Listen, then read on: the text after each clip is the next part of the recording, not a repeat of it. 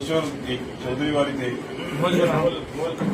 কাটুলি চৌধুরী বাড়ি হচ্ছে একটা চট্টগ্রামের একটা সেরা চৌধুরী বাড়ি এবং এখান থেকে চৌধুরীদের বনেদি যে হিসাব নিকাশগুলো তারা চট্টগ্রামে ছড়িয়ে পড়েছে এবং আমরা শুনতাম ছোটকালে এবং ইতিহাসেও দেখেছি চৌধুরী বাড়ির অনেক ইতিহাস, অনেক সম্মান সুনাম এখানে আছে।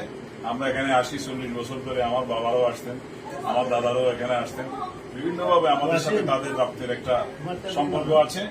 তো আমাদের দুলদুল ভাই হচ্ছে আমার 40 বছরের বন্ধু, তার সাথে আমার সামাজিক, সাংগঠনিক এবং সাংবাদিকতার সম্পর্ক 40 বছরের। আমরা প্রতি বছর এখানে যে অনুষ্ঠান করি সেই অনুষ্ঠানে এবছরও অল্প পরিসরে আমরা করছি, গত বছর আরো বড় হয়েছিল। তো আমাদের একটা জাতীয় একটা সংগঠন আছে GSS News 24, সেটার তিনি ম্যানেজিং এডিটর, সারা বাংলাদেশের দায়িত্বে প্রাপ্ত আছেন এবং আমার সাথে আরো অন্যান্য কাজে নিয়োজিত আছেন।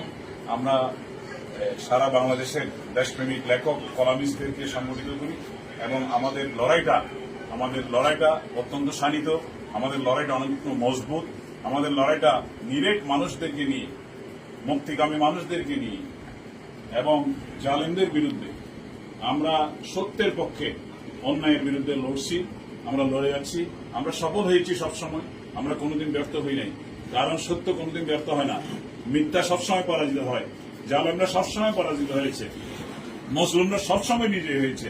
এই জন্য মুসলিমদের কিছু সময়ের জন্য নির্যাতন, নিপীড়ন, নিষ্পেষণ সহ্য করতে হয়, আর এরপরেই আল্লাহ একটা সফলতা লাভ করে। এটা কোরআন শরীফও আল্লাহ বলেছেন যে তোমাদের জুলুমের পরে তোমাদের বিজয় আসবে। মুসলিমদের পাশে আল্লাহ নিজেই থাকে, মুসলিমের সাথে আল্লাহর কোনো চাদর নেই, আল্লাহর সাথে কোনো পর্দা নেই। এইভাবে কোরআন শরীফে মুসলিমদের সম্পর্কে জালেমদের বিরুদ্ধে অনেক কথা এসেছে। আমাদের সমাজে যারা জুলুম করছে, আমাদের সমাজকে যারা নিয়ন্ত্রণ করছে, যাদের মধ্যে আদব কায়দা নেই, যাদের মধ্যে ন্যায় নীতিকতা নেই, যাদের মধ্যে ইনসাফ নেই, তাদের বিরুদ্ধে আমাদের লড়াই কিন্তু চলমান আছে, চলমান থাকবে। আমাদের মধ্যে ভদ্রবেশী অনেক অসৎ লোক সমাজের নেতৃত্ব, MP হয়েছে, মন্ত্রী হয়েছে, তাদের পরিবারতন্ত্র কায়েম করেছে।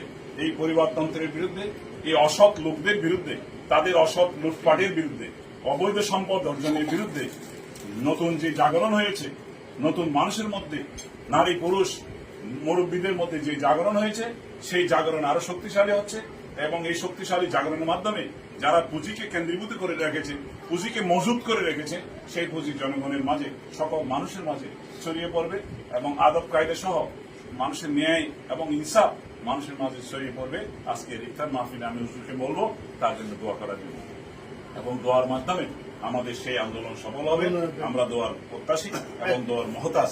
আমি সবাইকে ধন্যবাদ জানিয়ে আমার সংক্ষিপ্ত বক্তব্য এখানে শেষ করছি। আল্লাহ হাফিজ।